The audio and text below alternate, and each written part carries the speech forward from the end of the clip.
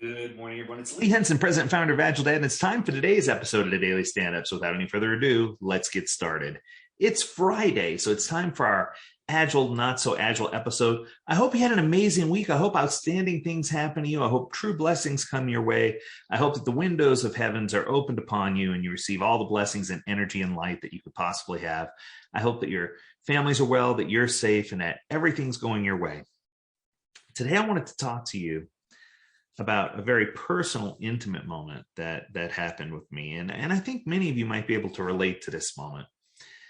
I think that in our lives, we only have a handful of moments. I'm going to call them cashing in your karma card, if you will. So let me explain. I think that sometimes we get so involved and so enveloped in all of the mundane things that are happening around us, and we surround ourselves with work and other things just to take up our time and to make us engage at a different level or whatever the case may be, that oftentimes we overlook what I call these moments where time stands still. It's the easiest way for me to explain it. If any of you ever watched a Marvel movie before, as part of the cinematic theatrics of the movie, there are many times where you see things that go ultra slow motion, or you see just this frozen moment where time stands still. And it adds such an impact to the movie. But I often thought to myself, if we are listening with our inner core, if we're listening with our spirit, if we're listening with our heart instead of with our ears, that we too can find these moments. Now, here's the sad part. I'm a firm believer that these moments probably only happen 10 times in your life, maybe 8 to 10 times in your life. They don't happen that often. I mean, I'm sitting here being alive for almost 50 years. I can tell you that I don't have too many of these to chalk up, but when they happen, boy, do they happen. And I just want to share with you how we can be more in tune to see these moments and what one of these moments might feel like. So for me, when I have one of these moments, I remember that I was with my son Justin, and we were in Australia, and it was pre-COVID, and we were there, and it was his birthday, and we had celebrated his birthday. We went on quads, we went four-wheeling for the day. We hiked back completely muddy to the ship where we departed that afternoon, that evening. And it wasn't until the next morning that after his birthday, he had a fantastic time. But that next morning, we ended up going to a wildlife reserve. Now, in Australia, we were there shortly after the bushfires that were there, and they were horrible. There were lots of animals that had suffered. And I specifically remember this one incident where we went out and we were feeding some kangaroos. And these kangaroos were there because they were injured, or they were there because they needed rehabilitation of some kind. They were there because they needed to be loved, and their homes were taken away. And they needed someone to do something for them. And it was as if when they saw us, they were so happy to have human interaction, or to have someone there to interact with and to be around.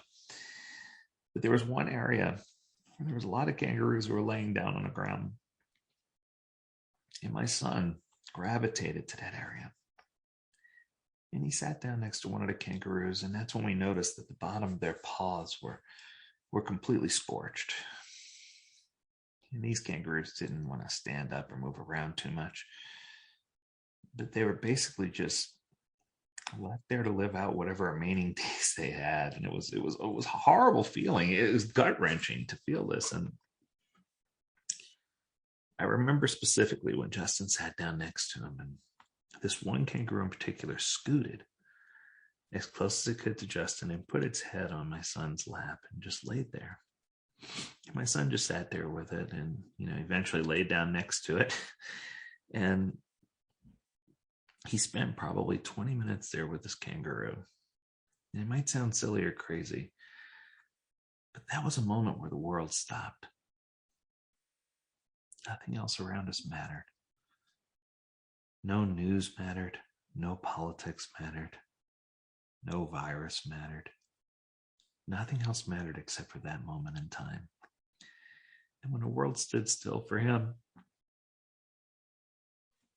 there was this feeling of infinite energy and love that manifested itself.